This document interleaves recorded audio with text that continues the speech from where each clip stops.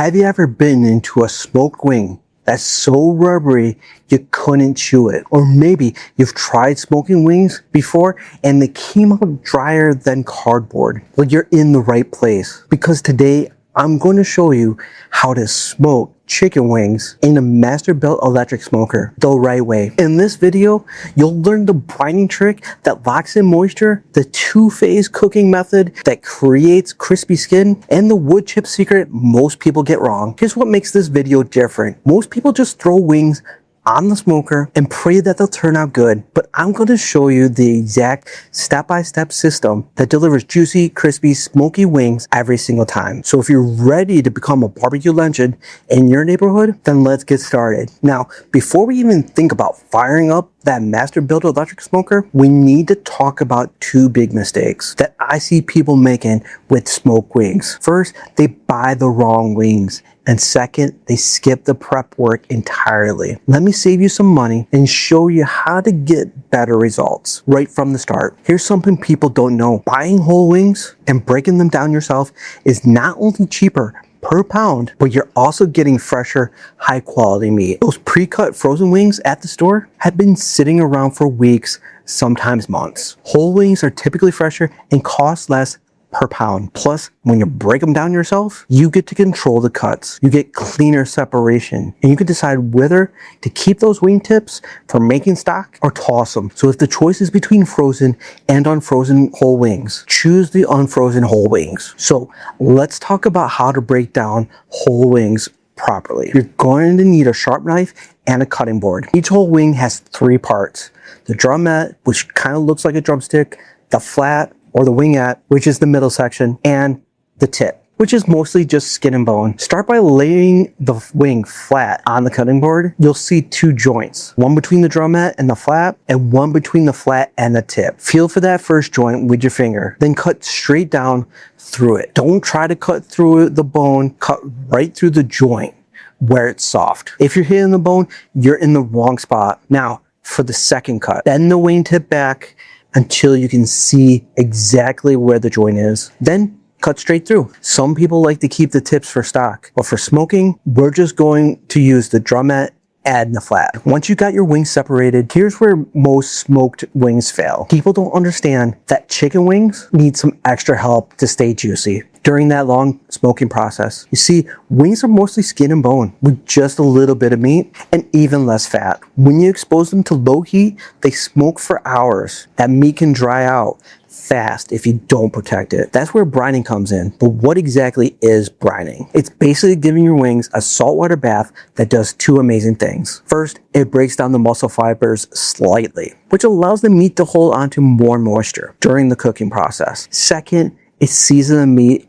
all the way through, not just on the surface. For your brine, you're going to need 1 gallon of water, half a cup of kosher salt, and a 1/4 cup of brown sugar. Now, you can stop there and have a perfectly good brine, but if you want to add some extra flavor, throw in a few cloves of garlic, half an onion, and a tablespoon of whole peppercorns. Here's how we're going to do it this time. Grab a large bowl, dissolve the salt and sugar in the water. Make sure it's completely dissolved. Then submerge your wings completely in the brine. Now, timing is important here. You'll want to brine these wings for at least 4 hours, but overnight is even better. Don't go longer than 24 hours or your wings will get too salty. When you're ready to smoke, pull these wings out of the brine and rinse them under cold water. You want to wash off that excess salt so that your wings don't end up tasting like the Dead Sea. Pat them completely dry with paper towels. The drier they are, the better your rub will stick and the crispier your skin will get. And just like that, you've set yourself up for success on two fronts. You save money by buying whole wings and breaking them down yourself. And those wings are now going to stay juicy throughout the entire smoking process. You've created the perfect foundation for building flavor and no more dry, disappointing wings. Now that we've got our moisture locked in, it's time to build some serious flavor. Here's where most people make their second biggest mistake. They overcomplicate things. They think that they need some fancy spice blend with 21 different spices to make great wings. The truth is, you've got 3 solid options here that'll give you incredible results, and I'm going to show you exactly which one to choose based on what you've got in your pantry and what kind of flavor you're after. The first option is the simplest and sometimes the best. Just salt and pepper. Now, before you roll your eyes and think this is too basic, let me tell you something. When you've got quality wings, good smoke, and proper technique, salt and pepper let the natural flavor and smoke really shine through. This is what a lot of high-end barbecue places use because it works. Your second option is making your own homemade rub. This gives you complete control over the flavor, and it's actually cheaper than buying pre-made rubs. Now, for a basic homemade rub, you're going to need 2 tablespoons each of kosher salt, black pepper, and paprika. Then add a tablespoon each of garlic and onion powder. If you like heat, throw in a teaspoon of cayenne pepper. Your third option is using a store-bought barbecue rub. There's absolutely nothing wrong with this approach. Sometimes you just want convenience, or maybe you found a rub you really love. The key is choosing one that's not loaded with sugar, because that sugar will burn during the smoking process and give you bitter flavors. If you're going the salt and pepper route, use coarse kosher salt and freshly cracked black pepper. Don't be shy with it at all. You want about a tablespoon of each for every 2 pounds of wings. For the homemade rub, mix all those ingredients in a bowl and really make sure they're well combined. You want every wing to get the same flavor distribution. Taste it and adjust. Maybe you want some more garlic, or maybe less heat, or a little bit more paprika for color. With all of these options, just make sure that you have a generous and even coating. Then after you season all your wings, let them sit at room temperature for about 30 minutes. This does 2 things. It lets the seasoning really adhere to the skin, and it brings the meat to room temperature, so they'll cook more evenly in the smoker. While your wings are resting, this is the perfect time to get your Masterbuilt electric smoker fired up. Set it to 275 degrees and add your wood chips. For wings, I love applewood. It gives you a sweet, milder smoke that pairs great with any of these seasonings. Now, you have 3 seasoning approaches that'll work perfectly. Whether you keep it simple with salt and pepper, get creative with your own homemade rub, or go with a trusted store-bought rub, you're going to get incredible flavor. And the best part is, they all cook exactly the same, so you can experiment